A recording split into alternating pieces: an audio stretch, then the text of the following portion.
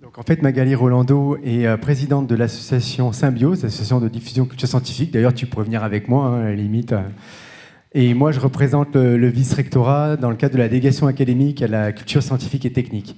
On a proposé donc à Symbiose et le vice-rectorat un concours des jeunes scientifiques qui a permis aux élèves de développer des compétences orales dans le cadre d'une démarche d'investigation et de la démarche scientifique. C'est l'ensemble des élèves du territoire calédonien qui ont pu produire et partager ce plaisir. Et on a, avec Symbiose, donné les prix de ce concours des jeunes scientifiques, concours d'éloquence, cet après-midi. Tu peux comme ça compléter mon propos ?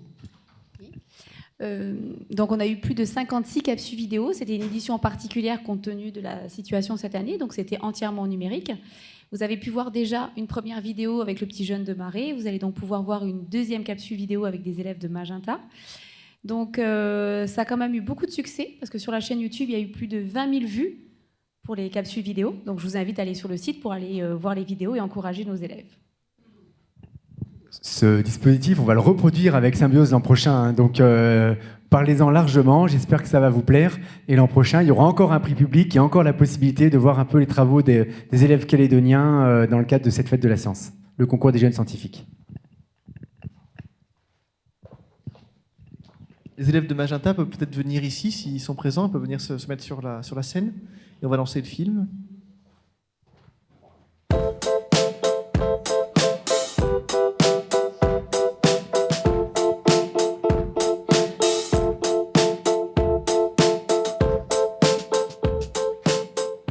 Bonjour, je m'appelle Félix Châtel, je suis au collège de Magenta.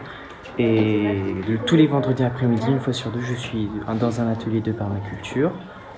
Aujourd'hui, nous faisons, même il y a quelques semaines avant, du papier recyclé pour présenter à la fête de la science notre herbier de notre jardin de permaculture qui est derrière le collège.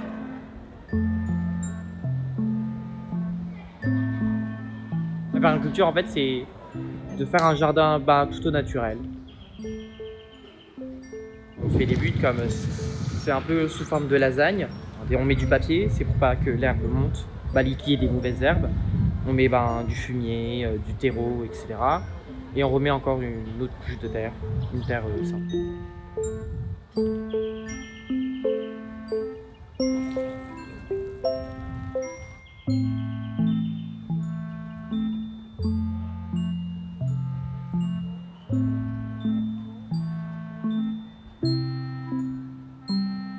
Déjà, la première étape pour fabriquer du papier recyclé, c'est la récolte du papier. Après, on le coupe en petits morceaux, on le met dans de l'eau, dans la bassine, et on le laisse laisser comme ça pendant 3-4 jours. Après, on mixe cette préparation, on met notre colorant. Ça va être du colorant jaune, bleu, mais qu'on a fait nous-mêmes avec de l'indigo et autres solutions. Donc devant nous, nous avons du jus de chou rouge, pardon. Et ce que je vais faire, je vais changer son pH pour qu'il change de couleur avec du vinaigre et de la soude, ou de l'hydroxyde de sodium plus précisément. Je vais essayer le vinaigre. Oui, et je secoue, c'est pour ça qu'il est dedans. Donc vous voyez, il est plus clair, ça va plus dans les tons roses. Et ici, je vais continuer à mettre de la soude. Donc là, c'est la même couleur du chou, rose un peu. La soude, c'est une solution basique. Il va augmenter le pH, donc au-dessus de 7. Et donc, ça va devenir vert, jaune, si j'en rajoute.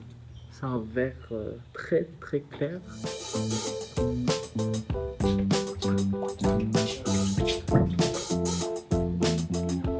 Nous prenons des tamis. C'est comme pour chercher de l'or, on secoue et pour essayer de faire qu'une fine couche de papier recyclé soit sur un tamis, le premier tamis, le tamis principal.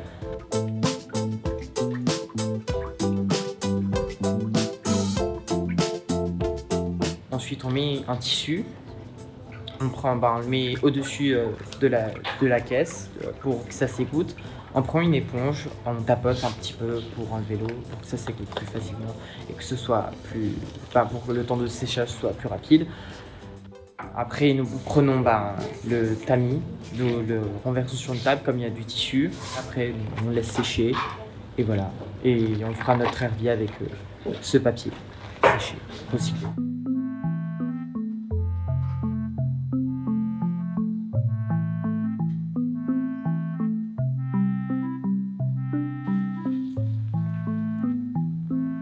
Je vais vous présenter l'herbier qu'on a fait en permaculture.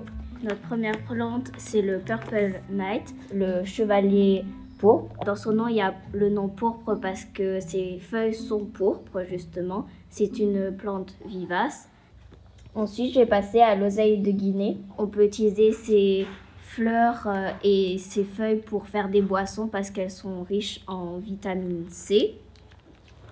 Après, je passe à la moutarde d'Osaka. Alors, quand on mange ces feuilles, ça a le goût de moutarde japonaise. Et cuit, c'est un peu comme le chou de Chine. Après, on passe du coup à l'ambrevade.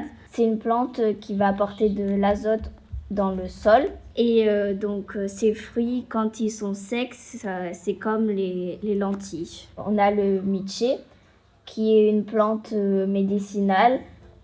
Elle est de la même famille que le thym antillais. Et lui, on l'utilise surtout pour la cuisine. Et pour finir notre dernière page de notre herbier, c'est le cotonnier qui va servir plus à faire de l'ombre. Et du coup, il va nous donner du coton. Voilà.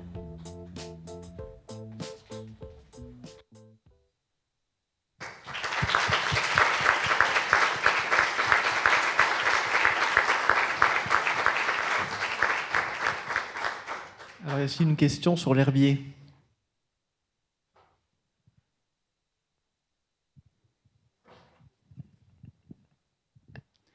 Merci pour cette présentation, très très sympa. Une petite question pratique, ça prend combien de temps pour faire une feuille de papier recyclée entre les différentes étapes, coloration, etc., séchage? Juste pour une seule feuille? Ah. Pour faire notre herbier, ça a pris en tout environ plus d'1 mois. Le temps en même temps de faire des petites rectifications, les feuilles, tout ça, les fleurs pour décorer la décoration, etc. Il y a aussi le séchage, bien sûr, qui prend beaucoup de temps, comme on a dû faire plusieurs tests, plusieurs prototypes. Des fois, avec la température de la pièce, l'humidité, ça changeait de couleur ou c'était pas ce qu'on voulait, donc il y a eu plusieurs tests. Une dernière question, peut-être?